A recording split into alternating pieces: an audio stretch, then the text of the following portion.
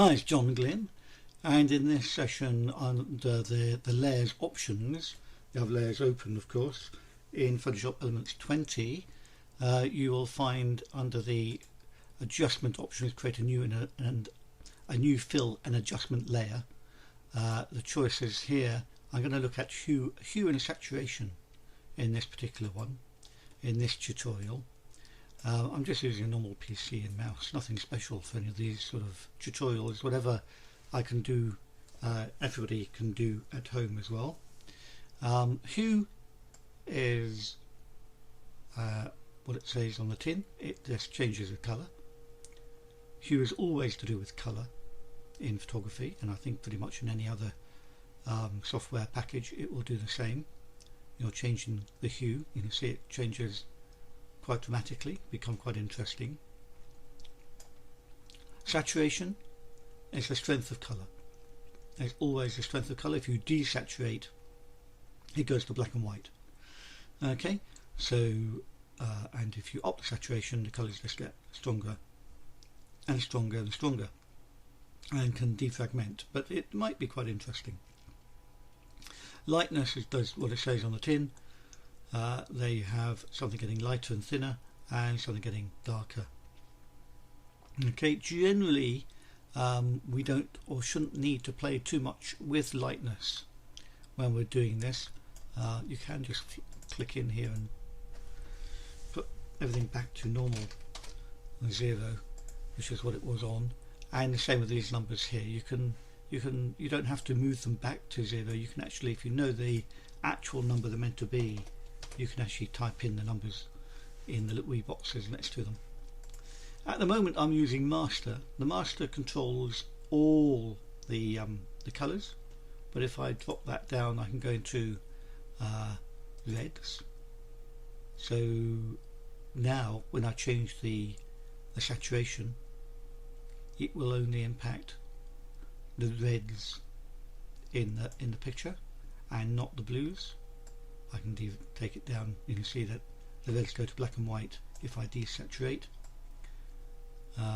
You can obviously change the hue of the reds as well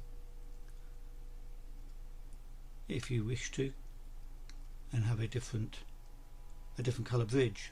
Okay, so there's that choice, and that goes for things the same with the blues, fall into the same category. So you can actually control quite a bit through just through where it says master. You can actually control the power of the colour, and in this particular picture the reds and the blues are predominant as the main two colours, so you can start playing with those and get a feel for the sort of picture you're wanting to produce. So if it's in master mode, it changes all the colours equally, but once you go into the reds and yellows and greens, and there's blues but cyans, you can get specific controls over particular parts of the picture. You can see where the cyan is as opposed to where the blues are, if you like, because some parts of the picture are bluer than other parts. So cyan is like a mixture of blue and green. Okay, so it's things like that. It's a matter of trying them out. Most of the time we will work with the master, because you're wanting to change all the colours generally. Okay, colorize, you can see it sort of makes it into a black and white picture, and then I can just change the hue,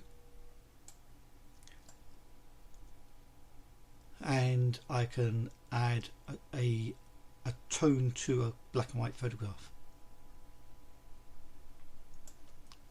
Okay, which is quite interesting. And if I was happy with that black and white image, I could then go in to levels and play in levels as well. So it's worth trying these things out, just get a feel for what these options are, and whether or not you would utilize them in some way. The advantage of all of this is you can just click reset and you're back to square one.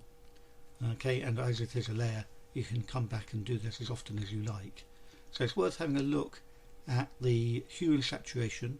Hue, remember, is always the shade of colour, and saturation is always the strength of colour. Okay, those are the two things to really remember. And obviously under master you can actually break it down individual colours within the picture, and you can also convert to a coloured or toned black and white. Okay, have a look at that. It's a good one to get your head round. Okay, thank you very much for watching.